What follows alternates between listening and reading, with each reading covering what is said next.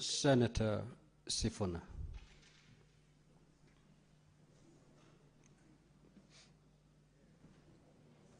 Mr. Speaker, I heard some of my colleagues speaking about the first time a government is setting aside money to compensate people. And I was looking at the senator speaking and wondering, you know, we shouldn't even be having that conversation, Honorable Speaker, because we are a country that is governed by the rule of law. There shouldn't be people to compensate in the first place. This matter is very passionate. I'm very passionate about this matter, and it's very close to my heart, Honorable Speaker. It has caused me a lot of problems, but I'm still standing. Speaker, do you know that even when we speak about compensation of people who were injured in previous demonstrations, this administration continues to manufacture fresh victims? You have heard the senator of Kakamega about the protests that were happening in Ikolomani. People here, the senators here are aware that we lost 2 people in Laikipia who were protesting the decision by this government to set up an Ebola containment facility in Laikipia. We are manufacturing more victims before that 2 billion shillings hits the accounts of the people we killed in previous protests, Honorable Speaker. Those of you, I know we were on recess, those of you who were around Nairobi during the anniversary of the June 25th protests, and even Sabasaba, Honorable Speaker, this entire city was cordoned off. There was nothing happening in Nairobi. We had the very same things we've been protesting that we don't want to see. Police behaving the way they were behaving in other protests. We saw them just a few weeks ago, Honorable Speaker, during Sabasaba. So it is not something that anyone should take pride in. I have had occasion to speak to the people in this country. Many of them will tell you they would rather have their children back than that money that people are waxing lyrical about here. Honorable Speaker, therefore, for me, yes, we want that compensation to be paid, but it's not something to take pride in. In fact, we should be pushing for justice and an end to the sort of behaviors that cause these people to die in the first place. Secondly, on the statement by Senator Hamida, you know, Speaker, in this city there used to be a time when we had proper leadership, when the times when people like Raila Odinga were in government. If you have built a structure on a road reserve, that structure used to be removed. I don't understand where we lost I don't understand where we lost that practice, Honorable Speaker. Those of you who remember, there was a very big building opposite Timol on Langata Road that had been built on a river. And I remember we had this, we are securing our riparian areas. That building was brought down. When we were building the southern bypass, Honorable Speaker, instead of the government telling the people who have built houses on the southern bypass, we went and carved space inside our national park to make room for the southern bypass. How I wish, Honorable Speaker, we could all agree that it is extremely selfish. Can you imagine the entire city coming to a standstill after rains and all of us drowning there just because one person has decided that they have to put a building on a water? It is extremely selfish. Senator Wakabubi.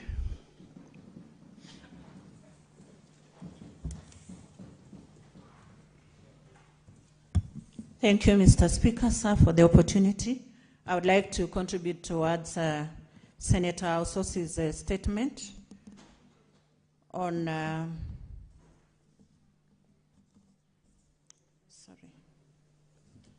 Senator Ososi's statement on implementation of compensation. One, I also want to recommend or rather laud the government for taking that concrete step on compensating the verified victims. That is an indication of the government's commitment to justice, reconciliation, and national healing. And in addition to compensation, I also feel that prevention is more critical, and it is time for us to make, or rather strengthen our security agency systems to expedite the investigations and do conclusive reports about what is going on. I also want us to look at the value of Kenyans enjoying their constitutional rights to life, dignity, and peaceful assembly. It is constitutional, or it is rather laid down in the Constitution, that picketing is allowed, but let us uphold the peaceful demonstrations to avoid such like issues whereby they are used as a cover of criminality, destruction of property, and even attack on the law enforcement officers. Finally, I want to urge the relevant committee to ensure that the compensation process is transparent, fair, and victim-centered, with genuine claimants treated equally regardless of political affiliation, ethnicity, or social status. And as leaders, we have to support such initiatives to promote justice while safeguarding peace, national unity, and the rule of law for the benefit of all Kenyans.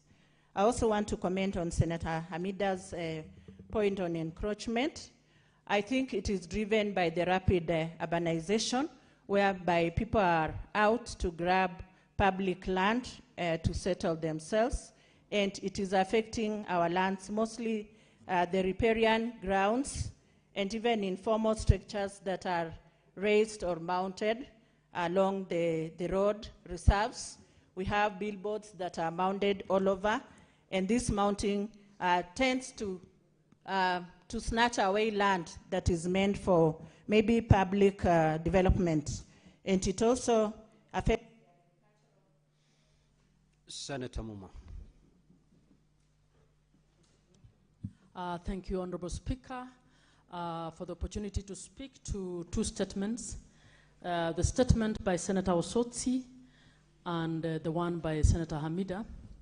Honorable Speaker, on the first statement, I would want to call on all of us in the political space as the leaders, and also those in the governing political faction, that this country needs to step back from this habit that is happening of intolerance, of not allowing people to have divergent views, of stepping up against people exercising their freedoms.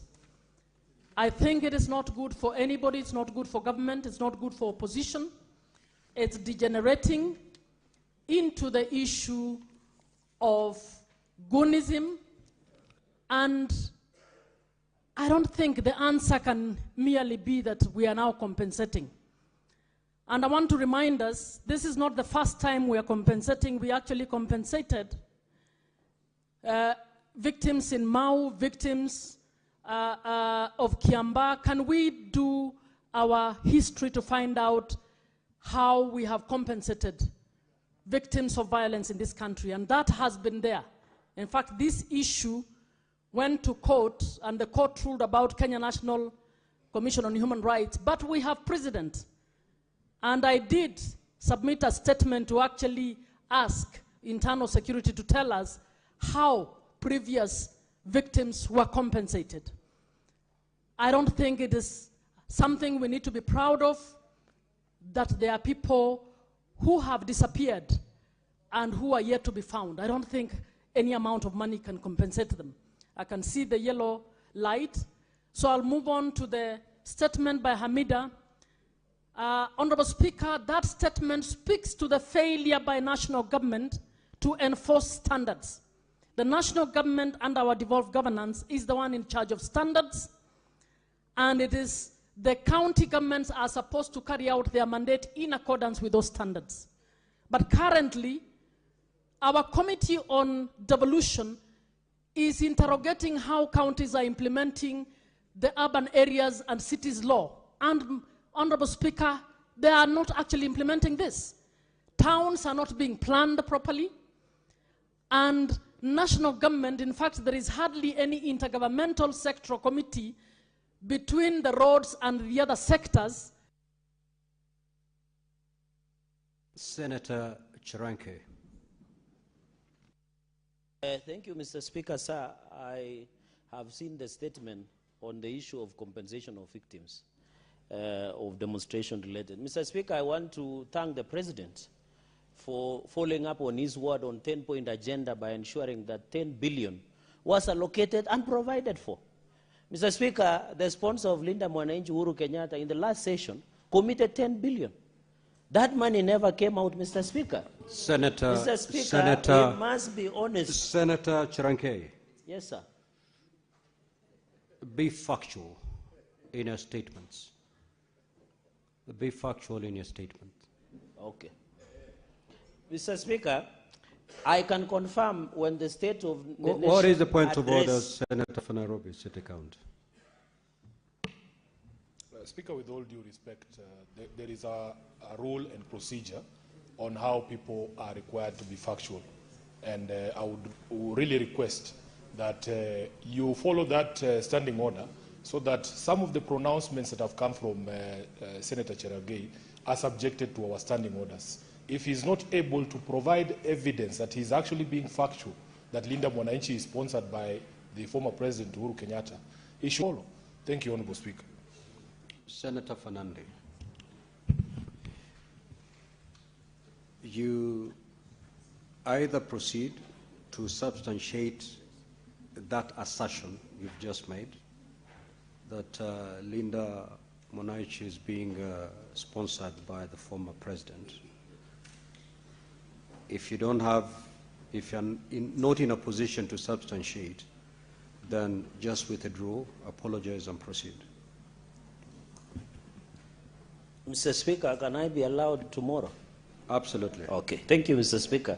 Mr. Speaker, and therefore it is honest because during the State of the Nation address, and Senator Ledama was there, Senator Madzai was there, Senator Wambua, former president committed 10 billion Kenya shillings, and it is on the answer to compensate historical injustice and victims, but it never followed through, Mr. Speaker. So we must appreciate that the president went ahead, ensure that the compensation panel is there, Mr. Speaker. I am happy 674 million has been paid to 505 victims, Mr. Speaker.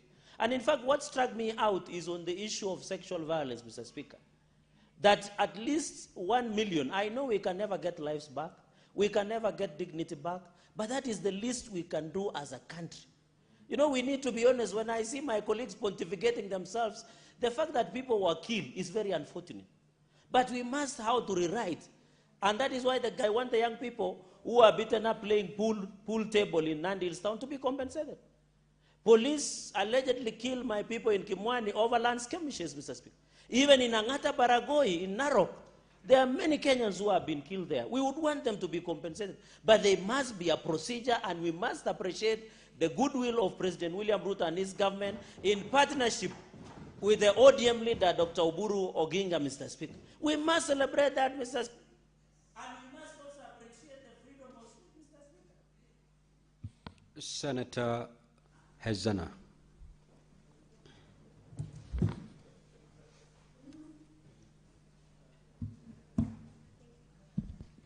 Thank you, Mr. Speaker, and I rise to contribute to the statement by Senator Osotsi, the Senator for Vihiga County, on the implementation of the government's compensation and reparation program for victims of demonstration-related violence. Mr. Speaker, while I appreciate the President of Kenya, in partnership with my party leader, Dr. Oburu Odinga, in ensuring that we have compensation for the victims of demonstration activities. But then I can't, I do not know whether the compensation will actually heal these families. I think there is also a need to ensure that the families get counseling, guiding and counseling to ensure that the trauma, they survive or come out of the trauma that these families and communities have gone through. And with the same breath, Mr. Speaker, I would wish that we start treating all Kenyans fairly, all Kenyans equally, across the divide, from south to north, for the lives it has lost. When we talk about the north, every day we are going through banditry. Our people are being killed on a daily basis. Our people have died in Samburu East, in Samburu North, in Samburu West, in Turkana. We have lost both Turkanas in Charda and Samburus in Loiborngare, Mr. Speaker. But we never hear about any compensation. These people are treated like flies. They deserve to die. They are treated like children of a lesser God. But it looks like their lives that are more precious in this country than others, Mr. Speaker. It is important that we are told who is going to fight. When committees like NADCO going to be formed to speak